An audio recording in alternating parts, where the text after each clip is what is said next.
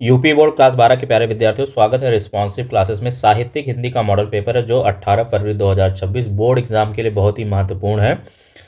तो आपका ये मॉडल पेपर एक वायरल मॉडल पेपर है, यहाँ से आपके प्रश्न फंसने की बहुत सारे चांसेस हैं। ऐसा ही पेपर आपको एग्जाम में देखने को मिलेगा और इस मॉडल पेपर के बहुत सारे प्रश्न आपके एग्जाम में फंसेंगे।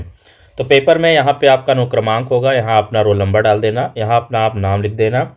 यह आपका प्रश्न पत्र कोड है, ठीक है। लेकिन आप नाम अपनी उत्तर पुस्तिका में नहीं लिखेंगे, आंसर कॉपी में नहीं लिखना है, ठीक है। आपको मिलेगा बच्चों, समय मिलेगा 3 घंटा 15 मिनट का समय मिलेगा। 15 मिनट आपको प्रश्न पत्र पढ़ने के लिए निर्धारित किया गया है, ठीक है। तो प्रारंभ के 15 मिनट परीक्षार्थियों को प्रश्न पत्र पढ़ने के लिए निर्धारित है। सभी लोग वीडियो को लाइक कर दे, चैनल को सब्सक्राइब कर दे, ताकि मेरे द्वारा अपलोड की गई वीडियो का नोटिफिकेशन आपको सबसे पहले मिले। अगर आपने मॉडल पेपर पूरा सॉल्व किया तो यहाँ आप 95 प्लस मार्क्स जरूर स्कोर करेंगे, ठीक है। इस प्रश्न पत्र में 2 खंड होंगे बच्चों, दोनों खंडों के सभी प्रश्नों के उत्तर देना अनिवार्य है। खंड का में हम सबसे पहले देखेंगे खंड का आपका अनुवाद संस्कृत से प्रश्न होता है, जिसमें ग्रामर भी आता है। खंड का में पहला प्रश्न है, पहले का जो है बहुविकल्पीय प्रश्न, पहले और दूसरे प्रश्न में बहुविकल्पीय है, कुल मिला के 10 बहुविकल्पीय प्रश्न आएंगे। तो पहले का प्रश्न है, शिक्षा का उद्देश्य निबंध के लेखक हैं। शिक्षा का उद्देश्य निबंध के लेखक हैं। शिक्षा का उद्देश्य निबंध के लेखक कौन है? तो महावीर प्रसाद द्विवेदी हैं, क्या मोहन राकेश है, क्या संपूर्णानंद है, या फिर भारतेंदु हरिश्चंद्र है। तो शिक्षा का उद्देश्य निबंध के लेखक कौन है? संपूर्णानंद है। ऑप्शन नंबर तीसरा आपका सही हो जाएगा, ठीक है। तीसरा आपका सही हो जाएगा। पहले का खा वाला प्रश्न है, लल्लू लाल की रचना है। लल्लू लाल की रचना है, लल्लू लाल की रचना क्या है ये आपको बताना है। तो पहला ऑप्शन है प्रेम सागर, दूसरा है सुख सागर, रानी केतकी की कहानी, 11 वर्ष का समय। तो लल्लू लाल की रचना है प्रेम सागर। कौन सा ऑप्शन सही हो जाएगा? दूसरा सही हो जाएगा, प्रेम सागर। सुख सागर किसकी रचना है? तो सुख सागर है मुंशी सदा सुख लाल की। किसकी रचना है? मुंशी सदा सुख लाल की है। और रानी केतकी की कहानी, रानी केतकी की कहानी है सैयद इंसा अल्लाह खां। रानी केतकी की कहानी किसकी रचना है? सैयद इंसा अल्लाह खां की रचना है। अब कमेंट करके आप बताएंगे 11 वर्ष का समय, 11 वर्ष का समय किसकी रचना है, ये आप कमेंट करेंगे बच्चों, कमेंट करके बताएंगे। चलिए अगला प्रश्न देखते हैं। पहले का गा है, पर्दा कहानी के लेखक हैं। पर्दा कहानी के लेखक हैं प्रेमचंद, यशपाल, अमरकांत, जयशंकर प्रसाद। तो पर्दा कहानी के लेखक कौन है? यशपाल है। ऑप्शन नंबर दूसरा आपका सही हो जाएगा। पर्दा कहानी के लेखक कौन है? यशपाल है। अगला प्रश्न है घा वाला, बालकृष्ण भट्ट संपादक थे। तो बेसिकली उनकी पत्रिका यहाँ पूछी जा रही है, ठीक है। बालकृष्ण भट्ट किस पत्रिका के संपादक थे? इंदुमती के, लहर के, हिंदी प्रदीप के, या साहित्य सहचर के? तो बालकृष्ण भट्ट संपादक थे हिंदी प्रदीप के। ऑप्शन नंबर तीसरा आपका सही हो जाएगा। ऑप्शन नंबर तीसरा सही हो जाएगा। इंदुमती के संपादक कौन है? तो इंदुमती के संपादक है किशोरी लाल गोस्वामी। इंदुमती के संपादक कौन है बच्चों? किशोरी लाल गोस्वामी। कमेंट करके आपको बताना लहर किसकी रचना है और साहित्य सहचर। तो साहित्य सहचर किसकी है भाई? साहित्य सहचर डॉक्टर हजारी प्रसाद द्विवेदी की रचना है, ठीक है। आपको लहर बताना है, तो लहर जयशंकर प्रसाद की है। कमेंट करके आप बताएंगे। अंगा वाला है, पहले का अंगा वाला पांचवा प्रश्न है, वासुदेव शरण अग्रवाल की रचना है।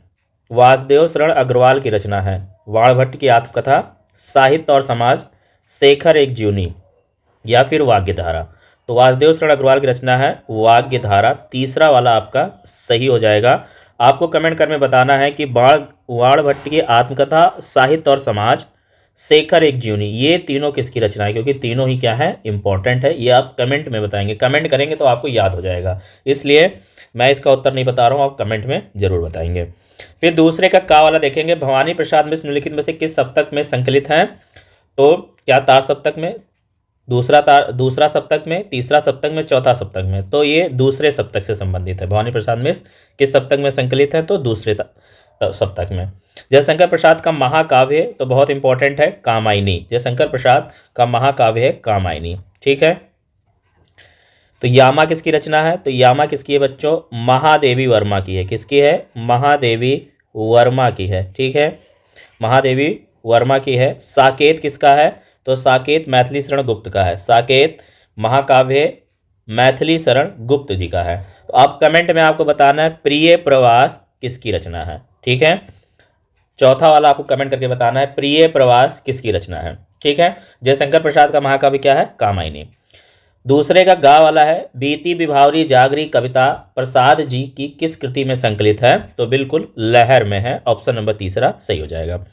निम्नलिखित में से किस कवि को ज्ञानपीठ पुरस्कार नहीं मिला है? तो हम आपको बता दें सुमित्रा नंदन पंत जी को ज्ञानपीठ पुरस्कार मिला है, रामधारी सिंह दिनकर को ज्ञानपीठ पुरस्कार मिला है, महादेवी वर्मा को भी ज्ञानपीठ पुरस्कार मिला है। इसमें पूछा है इनमें से किस कवि को नहीं मिला है? तो गजानन माधव मुक्ति बोध को ज्ञानपीठ पुरस्कार नहीं मिला है। घा का चौथा उत्तर सही हो जाएगा, ठीक है। दूसरे का अंगा है निम्नलिखित में से कौन सी अज्ञेय की काव्य कृति नहीं है? अज्ञेय की काव्य कृति नहीं है तो इंद्रधनुष रौंदे हुए, ये भी अज्ञेय की काव्य कृति है। ऐसा कोई घर आपने देखा, ये भी अज्ञेय की काव्य कृति है। कला और बूढ़ा चांद, ये अज्ञेय की काव्य कृति नहीं है। तो फिर ये किसकी है? ये आपको कमेंट करके बताना है। आंगन के पार द्वार, ये भी अज्ञेय की काव्य कृति है। तो निम्नलिखित में से कौन सी अज्ञेय की काव्य कृति नहीं है? तो तीसरा वाला नहीं है, कला और बूढ़ा चांद। तो कला और बूढ़ा चांद किसकी काव्य कृति है, ये बताइए कमेंट करके, ठीक है। तो ये आपके इस प्रकार 10 एमसीक्यू हो गए, और एमसीक्यू में भी जो क्वेश्चन मैंने बताए ये भी इंपॉर्टेंट है, इनका उत्तर आप कमेंट जरूर करिएगा, ठीक है। चलिए अगला प्रश्न देखते हैं। निम्नलिखित गद्यांश पर आधारित प्रश्नों के उत्तर दीजिए, ठीक है। यहाँ पे आपके 2 गद्यांश आएंगे और दोनों गद्यांश में एक गद्यांश करना होगा। प्रत्येक गद्यांश में 5 प्रश्न पूछे जाएंगे और प्रत्येक 2 मार्क्स का होगा, इसलिए 5 गुणे 2 10 मार्क्स आपको यहाँ से मिलेंगे, ठीक है। दोनों गद्यांश में आपको जो अच्छे से आ रहा होगा उसको आप चूज करिएगा। तो पहला गद्यांश हम यहाँ पे पढ़ रहे हैं। साहित्य, कला, नृत्य, गीत, आमोद प्रमोद अनेक रूपों में राष्ट्रीय जन अपने अपने मानसिक भावों को प्रकट करते हैं। आत्मा का जो विश्वव्यापी आनंद भाव है वह इन विविध रूपों में साकार होता है। यद्यपि बाह्य रूप की दृष्टि से संस्कृति के बाहरी लक्षण अनेक दिखाई पड़ते हैं, किंतु आंतरिक आनंद की दृष्टि से उनमें एक सूत्रता है। जो व्यक्ति सहृदय वह प्रत्येक संस्कृति के आनंद पक्ष को स्वीकार करता है और उससे आनंदित होता है। इस प्रकार की उदार भावना ही विविध जनों से बने हुए राष्ट्र के लिए स्वास्थ्यकर है। उपयुक्त गद्यांश के पाठ और लेखक का नाम बताइए। तो बहुत ही इंपॉर्टेंट गद्यांश है, ठीक है। ये पाठ का नाम है राष्ट्र का स्वरूप और लेखक का नाम है वासुदेव शरण अग्रवाल, ठीक है। रेखांकित अंश की व्याख्या आपको करना है, यहाँ से आपको 2 नंबर मिलेंगे। रेखांकित अंश की व्याख्या, जो ऊपर अंडरलाइन वर्ड है इनको आपको एक्सप्लेन करना है। तो रेखांकित अंश की व्याख्या में पढ़ दे रहा हूँ। गद्यांश में लेखक ने यह स्पष्ट किया है कि विभिन्न सांस्कृतिक रूपों जैसे साहित्य, कला, नृत्य और गीत के माध्यम से लोग अपने मानसिक भावों को व्यक्त करते हैं। हालांकि इन रूपों में बाह्य विविधता हो सकती है, लेकिन इनका मूल एक ही है, आत्मा का आनंद। सहृदय व्यक्ति इस आनंद को समझता है और सभी संस्कृतियों के सुखद पक्ष को स्वीकार करता है। किन रूपों में राष्ट्रीय जन अपने अपने मानसिक भावों को प्रकट करते हैं? तो राष्ट्रीय जन साहित्य, कला, नृत्य, गीत और आमोद प्रमोद के विभिन्न रूपों में अपने मानसिक भाव को प्रकट करते हैं। सहृदय व्यक्ति किसको स्वीकार करते हुए आनंदित होता है? तो सहृदय व्यक्ति प्रत्येक संस्कृति के आनंद पक्ष को स्वीकार करते हुए आनंदित होता है। 5वां प्रश्न पूछा गया है, प्रस्तुत पंक्तियों में लेखक ने राष्ट्र के किस स्वरूप पर प्रकाश डाला है? तो लेखक ने राष्ट्र के सांस्कृतिक स्वरूप पर प्रकाश डाला है, जिसमें विविधता के बावजूद एकता और आनंद की भावना को महत्व दिया गया है। अगर आपको ऊपर का अच्छे से नहीं आता है तो अथवा वाला आप चूज करेंगे, ठीक है, लेकिन करना आपको एक ही है, ठीक है। तो मैं दूसरा वाला अथवा में जो आपका गद्यांश है मैं उसको पढ़ दे रहा हूँ। भारतीय साहित्य में और इसलिए जीवन में भी इस पुष्प का प्रवेश और निर्गम दोनों ही विचित्र नाटकीय व्यापार है। ऐसा तो कोई नहीं कह सकता है कि कालिदास के पूर्व भारतवर्ष में इस पुष्प का कोई नाम ही नहीं जानता था, परंतु कालिदास के काव्यों में जिस शोभा और सौकुमार्य का भार लेकर प्रवेश करता हुआ पहले कहाँ था? उस प्रवेश में नववधु के गृह प्रवेश की भांति शोभा और गरिमा, शोभा है, गरिमा है, पवित्रता है, सुकुमारता है। फिर एकाएक मुसलमानी सल्तनत की प्रतिष्ठा के साथ ही साथ यह मनोहर पुष्प साहित्य के सिंहासन से चुपचाप उतार दिया गया। नाम तो लोग बाद में भी लेते थे, पर उसी प्रकार जिस प्रकार बुद्ध विक्रमादित्य का अशोक को जो सम्मान कालिदास से मिला वह अपूर्व था। उपयुक्त गद्यांश के पाठ और लेखक का नाम लिखिए। तो पाठ का नाम है अशोक के फूल, लेखक का नाम है आचार्य हजारी प्रसाद द्विवेदी। रेखांकित अंश की व्याख्या कीजिए। तो ऊपर जो आपके हाईलाइटेड और रेखांकित हैं इनको हमें व्याख्या में लिखना है। लेखक का कहना है कि संस्कृत साहित्य में महाकवि कालिदास के पूर्व अशोक पुष्प का वर्णन नहीं कहीं नहीं मिलता है।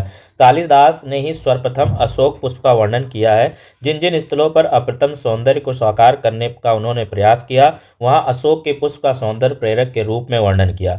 कालिदास के साहित्य में अशोक पुष्प की उपस्थिति नववधू के गृह प्रवेश की भांति शोभायुक्त, गरिमामय, पावन और सुकुमारता से युक्त है। अशोक का पुष्प कालिदास के महाकाव्य में किस भांति शोभा पाता है? तो अशोक का पुष्प कालिदास के महाकाव्य में नववधू के गृह प्रवेश की भांति शोभा पाता है। अशोक पुष्प का सम्मान किससे मिलता है? तो अशोक पुष्प का सम्मान कालिदास से मिलता है। लेखक ने किसे विचित्र नाटकीय व्यापार बताया है? तो लेखक ने भारतीय साहित्य और भारतीय जीवन में अशोक के पुष्प के प्रवेश और निर्गम को विचित्र नाटकीय व्यापार बताया है। फिर चौथा आपका आता है पद्यांश। इस प्रकार यहाँ पे आपको पद्यांश भी 2 पद्यांश देखने को मिलेंगे। एक पद्यांश ही आपको अटेम्प्ट करना है जो आपको अच्छे से आता है। प्रत्येक पद्यांश में 5 प्रश्न पूछे जाएंगे और प्रत्येक 2 नंबर का होगा तो 10 नंबर पद्यांश से होगा। ठीक है। पहला पद्यांश है बच्चों, मार्ग प्रेम को समुझे हरिचंद यथारथ होत यथा है, लाभ कछु न पुकारन में बदनाम ही होने की सारी कथा है। जानत है जिये मेरी भली विधि और उपाय सबे विरथा है, बावरे हैं ब्रिज के सिगरे मोहि नाहक पूछत कौन विधा है। तो देखिए ये अंडरलाइन है, इसकी व्याख्या भी करनी होगी। तो सबसे पहले प्रश्न इसमें आता है कि उपरोक्त पद्यांश के पाठ और रचयिता के नाम लिखिए। तो पाठ का नाम है प्रेम माधुरी बच्चों और कवि का नाम है भारतेंदु हरिश्चंद्र। रेखांकित अंश की व्याख्या की बात करें तो जो अंडरलाइन वर्ड है चौथा वाला, इसको हमें व्याख्या करना है इसकी। रेखांकित अंश की व्याख्या में गोपियां कह रही हैं कि मेरे वियोग प्रेम को जानते हुए ब्रज के समस्त लोग अकारण मुझसे मेरी व्यथा का कारण जानना चाहते हैं। प्रेम की सारी कथा का क्या होने की है? तो प्रेम की सारी कथा बदनाम होने की है। प्रेम को पुकारने में क्या लाभ है? तो प्रेम को पुकारने में कोई लाभ नहीं है, क्योंकि प्रेम को पुकारने से बदनामी मिलती है और बदनामी दुख का कारण होता है। ब्रज के सभी लोग क्या हो गए हैं? तो ब्रज के सभी लोग पागल हो गए हैं। अथवा में है आपका आए हो सिखावन को। ठीक है, तो इस प्रकार आपको यहाँ 10 में 10 नंबर मिलेंगे। फिर अगर आपको अथवा वाला चूज करना है तो अथवा यहाँ पे चूज करेंगे। ठीक है, जो अच्छे से आता होगा वही पद्यांश करेंगे।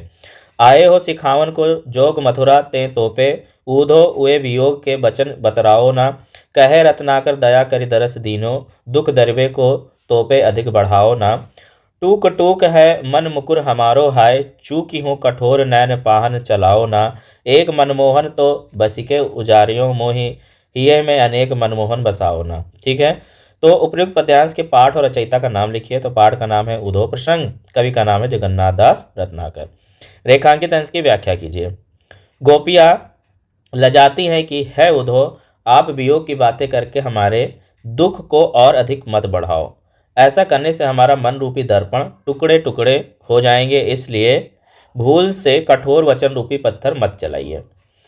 गा वाला है श्री कृष्ण ने मथुरा से किसे संदेश देने के लिए भेजा है? श्री कृष्ण ने मथुरा से उद्धव को संदेश देने के लिए भेजा है।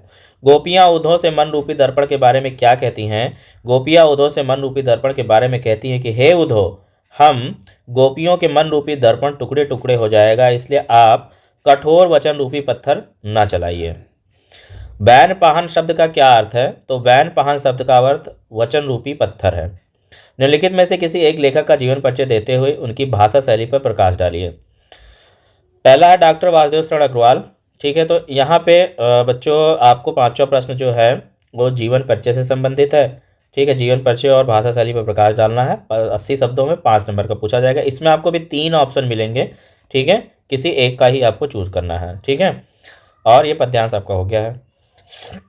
तो अब इसमें से हमने जो लिया है वो आचार्य हजारी प्रसाद द्विवेदी जी का। ठीक है, इनका जीवन परिचय हमने लिखा, आपको ऐसे जीवन परिचय लिखना है और ये तीनों ही जीवन परिचय इंपॉर्टेंट है। आप तीनों याद कर लोगे तो एक ना एक फर्स्ट जरूर जाएगा एग्जाम में। आचार्य हजारी प्रसाद द्विवेदी का जन्म सन 1907 ईस्वी में बलिया जिले के दुबे का छपरा ग्राम में हुआ था। इनके पिता का नाम श्री अनमोल द्विवेदी तथा माता का नाम ज्योतिषमती देवी था। इन्होंने हिंदी एवं संस्कृत भाषाओं का गहन अध्ययन किया। सन 1930 ईस्वी में काशी विश्वविद्यालय में ज्योतिषाचार्य की परीक्षा उत्तीर्ण की। सन 1957 ईस्वी में भारत सरकार ने इन्हें पद्म विभूषण की उपाधि से विभूषित किया।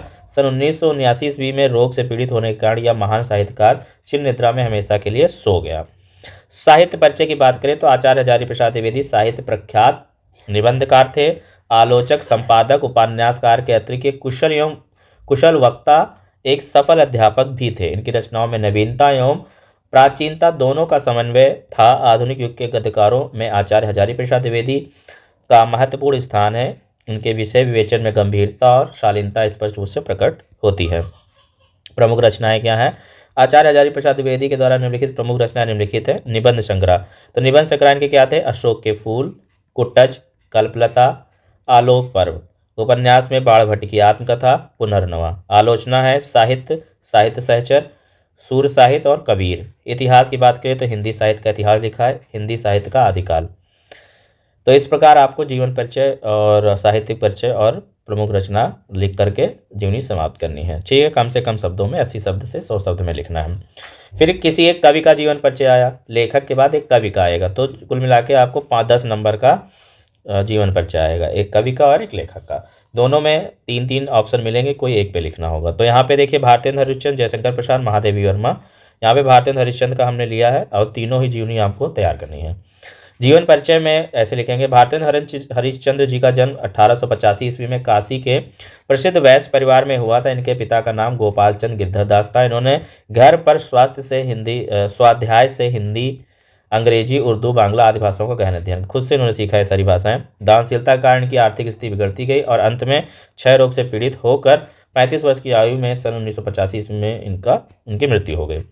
साहित्यिक परिचय की बात करें तो हिंदी साहित्य के आधुनिक काल का प्रारंभ भारतेंद्र हरिश्चंद्र जी से माना जाता है। 1857 से 1920 तक के काल को भारतेंद्र युग के नाम से जाना जाता है। भारतेंद्र हरिश्चंद्र की एक महान कवि, सफल नाटककार, प्रसिद्ध संपादक और कुशल लेखक के रूप में हिंदी साहित्य में हमारा सामने उपस्थित हुए। ठीक है, इनकी रचनाएं निम्नलिखित है। अगर हम काव्य की देखें तो कृष्णचरित, रासलीला, प्रेम माधुरी, प्रेम सरोवर, प्रेम प्रलाप, प्रबोधिनी, ये सब इनकी काव्य रचनाएं हैं। नाटक साहित्य में इन्होंने लिखा है हरिश्चंद्र, चंद्रावली, भारत दुर्दशा, नीला देवी, अंधेर नगरी, वैदिक, हिंसा, हिंसा न भवती।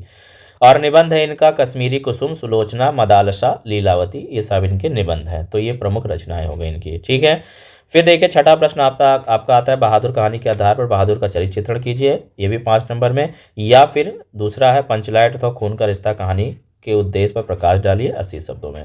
तो पंचलाइट कहानी का उद्देश्य, पंचलाइट कहानी आप सभी को पता है, फणीश्वर नाथ रेणु द्वारा साहित्य जगत में सुप्रसिद्ध आंचलिक कथाकार है। ठीक है, तो ये बेसिकली कहानी के उद्देश्य पर प्रकाश डाला गया है, तो मैं उद्देश्य इसका पढ़ दे रहा हूँ। फणीश्वर नाथ रेणु हिंदी साहित्य जगत के सुप्रसिद्ध आंचलिक कथाकार हैं। ग्रामीण अंचलों से उनका निकट का परिचय है। बिहार के अंचलों के सजीव चित्र अनेक कथाओं के अलंकार हैं। पंचलाइट भी बिहार के परिवेश की कहानी है। कहानीकार ने ग्रामीण अंचल का वास्तविक चित्र खींचा है। आवश्यकता, किस प्रकार बड़े से बड़े संस्कार और निषेध को अनावश्यक सिद्ध कर देती है। इस केंद्रीय भाव के आधार पर कहानी के माध्यम से महत्वपूर्ण उद्देश्य को स्पष्ट किया गया है। गोधन द्वारा पेट्रोमैक्स जला देने पर उसकी सब गलती माफ कर दी जाती है, उसकी गलती माफ़ कर दी जाती है, उस पर लगे सारे प्रतिबंध हटा दिए जाते हैं तथा उसे मनचाहे आचरण की छूट दे दी जाती है। ग्रामवासी जाति के आधार पर अनेक टोलियों में बढ़ जाते हैं या आपस में ईर्ष्या द्वेष के भाव से भरे रहते हैं। इसका बड़ा सजीव चित्रण कहानी में प्रस्तुत किया गया है। कहानीकार ने स्पष्ट किया है कि आधुनिक युग में अभी भी कुछ गाँव और जातियाँ पिछड़ी हुई हैं। फणीश्वर नाथ रेणु जी ने अप्रत्यक्ष रूप से ग्राम सुधार की प्रेरणा दी है। फिर देखिए आपका स्वपठित खंडकाव्य के आधार पर प्रश्न आता है। तो आपके जिले में जो भी खंडकाव्य चल रहा है उस खंडकाव्य के प्रश्न का उत्तर आपको देना है। 5 नंबर का प्रश्न यहाँ से आपको आएगा। ठीक है, इसको तैयार कर लेना। अब आपके यहाँ क्या चल रहा है? रश्मिरथी है, त्यागपति है, श्रवण कुमार चल रहा है, मुक्ति एक चल रहा है, सत्य की जीत ये लखनऊ में चलती है। ठीक है, जो भी आपको पढ़ाया जा रहा है खंडकाव्य, उसका उत्तर यहाँ पे आपको देना है। फिर 8वां यहाँ से आपका खंड का स्टार्ट हो जाता है, खंड खा। अब खंड का वाला पार्ट खत्म हो गया, यहाँ से आपकी अनिवार्य संस्कृत स्टार्ट होती है। ठीक है, तो निम्नलिखित संस्कृत गद्यांशों में से किसी एक का संदर्भ सहित हिंदी में अनुवाद करना है बच्चों। अथैका सुखना सर्वेशा करके है, ये पढ़ लेना। ठीक है, तो इसका संदर्भ लिखना है। 7 नंबर का पूछा जाएगा, 2 नंबर का संदर्भ और 5 नंबर की व्याख्या नहीं मतलब अनुवाद। ठीक है, तो संदर्भ है प्रस्तुत गद्यांश हमारी पाठ्य पुस्तक संस्कृत के जातक कथा पाठ से उलूक जातकम खंड से यह अवतरित है। इसका अनुवाद क्या है कि शकुनी ने सबके बीच राजा बनने की इच्छा से 3 बार घोषणा करवाई, तभी एक कौवा उठकर बोला, जरा ठहरो, इसका तो राज्याभिषेक के समय ही ऐसा मुख है, तो क्रोधित होने पर यह कैसा होगा। इसके द्वारा क्रोधित होकर यदि हम पर दृष्टि डाली गई तो हम लोग तपते हुए कड़ाह में डाले गए तिलों की तरह इधर उधर ही नष्ट हो जाएंगे। ऐसा राजा मुझे पसंद नहीं है। अथवा में यहाँ पे दे रखा है, तो अगर आपको ऊपर का नहीं आता है अर्थ, अनुवाद और संदर्भ, तो आप दूसरा वाला कर सकते हैं। करना आपको एक ही 7 नंबर का है। तो ऊपर ये जो लिखा हुआ है सप्तदश वर्षाणि यावत् अमृत प्रात्युपायम चिंतनम मूलशंकरम ग्रामाद ग्राम। ठीक है, तो इसका संदर्भ क्या है? प्रस्तुत ग्रंथ हमारी पाठ्य पुस्तक संस्कृत के महर्षि दयानंद नामक पाठ से यह अवतरित है। इसका अनुवाद है, मूल शंकर 17 वर्ष तक अमरता प्राप्ति के उपाय पर विचार करते हुए गांव गांव शहर शहर वन वन पर्वत पर्वत घूमते रहे, किंतु अधिक संतुष्टि ना पा सके। अनेक विद्वानों से व्याकरण, वेदांत आदि शास्त्र तथा योग विद्या सीखी। इन्होंने नर्मदा नदी के तट पर पूर्णानंद सरस्वती नाम के सन्यासी से संन्यास ग्रहण कर दयानंद सरस्वती नाम अंगीकार किया। ये इसका अनुवाद हो गया। फिर आपको एक श्लोक का संदर्भ सहित उसका अर्थ लिखना होगा, ये भी 7 नंबर का है। तो पहला है, स्वैनैर्घ्नानां प्लवगा प्रबुद्धा विहाय निद्रा चिरिश निर्दाधाम अनेक रूपाकृति वर्णादा नवाम विधारी विहताम नंदती। ये श्लोक है, इसका संदर्भ प्रस्तुत श्लोक हमारी पाठ्य संस्कृत के कहाँ से लिया गया? ऋतुवर्णम नामक पाठ के वर्षा खंड से अवतरित है, जिसका अनुवाद क्या है? अनेक रूप आकृति वर्ण और स्वर वाले मेघों की गर्जना से बहुत समय तक रुकी हुई नींद को त्याग कर जागे हुए मेढक नई जल की धारा से चोट खाकर बोल रहे हैं, अर्थात शब्द कर रहे हैं। अगर आपको ऊपर का नहीं आता है तो आप अथवा वाला चूज कर सकते हैं। ना चौरहार्य ना चा राजहार्यम ना भ्रातृभाज्यम ना चा भारकारी वे कृते वर्धत एवं नित्यम विद्याधनम सर्वधनम प्रधानम। ठीक है, तो इस श्लोक का संदर्भ लिखना है। प्रस्तुत श्लोक हमारी पाठ्य पुस्तक संस्कृत के सुभाषित रत्ना नामक पाठ से अवतरित है। इसका अर्थ क्या है? अनुवाद है, ना तो ज्ञान धन को चोर चुरा सकता है, यानी ज्ञान धन को ना तो चोर चुरा सकता है, ना राजा इसे छीन सकता है, ना भाइयों में इसे बांटा जा सकता है, और ना ही बोझ बनने वाला होता है। इसे जितना अधिक खर्च किया जाए या उतना ही बढ़ता जाता है, इसलिए विद्याधन सभी धनों में सर्वोत्तम है। ये इसका हो गया 5 नंबर। यहाँ 5 और प्लस 2 संदर्भ 7 नंबर ये आपको यहाँ से मिल जाएंगे। फिर निम्नलिखित में से किन्हीं 2 प्रश्नों के उत्तर संस्कृत में दीजिए। मूर्खाणाम काला कथम गच्छति? तो मूर्खाणाम काला व्यसनेन निद्रया कलहेन वा गच्छति। दयानंदस्य भगनी कथम पच्यत्वं गता? तो दयानंदस्य भगनी विसूचिकया पंचतत्व गता। चीन भारतीयों मैत्री कथा संभूता? चीन भारतीयों मैत्री श्री जवाहरलाल महोदय प्रधानमंत्रित्व काले संभूता। संस्कृत साहित्य अनुशीलनेन के गुणा सज्जयन्ते? संस्कृत साहित्य अनुशीलनेन दया दानम शौचम औदार्यम इत्यादि गुणा सजायन्ते। फिर देखिए बच्चों, यहाँ पे 10वां प्रश्न है, संयोग श्रृंगार तथा करुण। संयोग श्रृंगार तथा करुण रस की परिभाषा लिखकर, तो रस छंद अलंकार से आपका एक 2-2 नंबर के 6 नंबर के प्रश्न आते हैं। 2 नंबर का रस, 2 नंबर का अलंकार और 2 नंबर का छंद, रस छंद अलंकार। तो यहाँ पे देखिए ये मैं आपको मॉडल पेपर में करवा चुका हूँ, इसकी परिभाषा और उदाहरण वहाँ से आप देख लेना, कई मॉडल पेपर में मैंने बताया है। रूपक अथवा अन्वय अलंकार की परिभाषा लिखकर उदाहरण दीजिए। तो मैं रूपक अलंकार की परिभाषा मैंने यहाँ पे लिखी है। रूपक अलंकार, जब उपमेय यानी जिसका वर्णन किया जा रहा हो, उपमेय का मतलब होता है जिसका वर्णन किया जा रहा हो, और उपमान जिससे तुलना की जाए में इतना घनिष्ठ साम्य देखा जाए कि उपमेय को ही उपमान मान लिया जाए, और जैसा या समान, है ना, उपमेय जैसा या उसके समान मान लिया जाए आदि शब्दों का प्रयोग ना हो, तब वहाँ रूपक अलंकार होता है। उदाहरण में कैसे समझेंगे? उसका मुख चंद्रमा है, उसका मुख चंद्रमा है। यहाँ मुख को सीधे चंद्रमा कहा गया, इसलिए यह रूपक अलंकार का उदाहरण है। ठीक है, फिर है चौपाई अथवा हर गीतिका छंद को उदाहरण परिभाषित लिखिए। ये पढ़ लेना, आप तैयार कर लेना। लिखित में से किसी एक विषय पर निबंध लिखिए। तो निबंध आपका 9 नंबर का आता है। 5 निबंध ऑप्शन में दिए जाएंगे, एक आपको करना होगा। दहेज प्रथा बहुत इंपॉर्टेंट है, और विद्यार्थी जीवन का महत्व, ये भी इंपॉर्टेंट निबंध है। ये दोनों पूछा थे, तैयार कर लेना। फिर 12वां का है चैनम का संधि विच्छेद है, तो चे प्लस अनम। ठीक है, चैनम का संधि विच्छेद है, बा वाला सो हो जाएगा चा प्लस अयनम। ठीक है, निश्चला का संधि विच्छेद क्या है? तो निश्चला का संधि विच्छेद हो जाएगा निश्चला का संधि तो पहला वाला सही हो जाएगा, निश्चला का संधि विच्छेद निश प्लस छला। ठीक है, फिर अंतरराष्ट्रीय का संधि विच्छेद क्या है?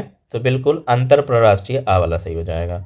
फिर है निर्विघ्नम में समास है, तो निर्विघ्नम में कौन सा समास है? तो निर्विघ्नम में कर्मधारय समास है बच्चों। ठीक है, तो यहाँ पे संधि और समास से प्रश्न आ रहा है। दशानन में समास है, तो दशानन में अव्ययीभाव नहीं, बहुव्रीहि समास है, आ वाला सही हो जाएगा। दशानन में बहुव्रीहि समास है। बहुव्रीहि और कर्मधारय में थोड़ा कन्फ्यूजन रहती है, तो यहाँ पे दशानन, ठीक है, में बहुव्रीहि समास है। फिर आपका 13वां प्रश्न आता है बच्चों, अपने क्षेत्र के पार को विकसित कराने के लिए, मतलब यहाँ पे आपको पत्र लिखने के लिए आता है 8 नंबर का। ठीक है, तो ये भी इंपॉर्टेंट है। विद्यालय की वाद विवाद प्रतियोगिता में प्रथम स्थान पाने के लिए अपने छोटे भाई को बधाई देते हुए एक पत्र लिखना है। ठीक है। तो ये पत्र आपका 8 नंबर का आएगा। हम कुछ पत्र आपको करवाएंगे एग्जाम से पहले, वहाँ से आप पत्र तैयार करना, फंसेगा एग्जाम में। फिर 14 वाला प्रश्न है, 14 का है निम्नलिखित में से किसी एक शब्द के धातु एवं प्रत्यय का योग स्पष्ट कीजिए। तो 3 दिया गया है, इन तीनों में से एक है, तो मैंने कृत्वा लिया है। कृत्वा में जो धातु है वो क्री धातु है, और प्रत्यय की बात करें तो त्वा प्रत्यय है। ठीक है। फिर किसी के एक शब्द में प्रत्यय लिखिए, 3 में से दिया है, किसी एक का प्रत्यय लिखना है, तो मैंने श्रवणीय लिया है, इसमें अड़ीय प्रत्यय है। ठीक है। देखिए, रेखांकित पदों में किसी एक के पद में विविक्त प्रयुक्ति और संबंधित नियम को उल्लेख कीजिए। ठीक है। तो ये भी आपका 3 नंबर का 3 दिए जाएंगे, किसी एक का करना है 2 नंबर का, क्योंकि उसमें व्यक्ति बताना और नियम बताने हैं। तो इस प्रकार आपका पूरा पेपर होता है। ये यहाँ पे जो आपका साहित्यिक हिंदी में ग्रामर थोड़ी पूछी जाती है, जिसमें आपका संधि है, रस संधि है, समास संधि, ठीक है, प्रत्यय, और ये यहाँ पे हाँ समास से पूछा गया है प्रश्न, और यहाँ पे संधि से पूछा गया है। तो ये ग्रामर थोड़ी इसमें टफ आती है, आपको ये तैयार करना पड़ेगा। ठीक है। पैटर्न पूरा ऐसे ही होगा, ये प्रश्न भी आपके फंस सकते हैं एग्जाम में।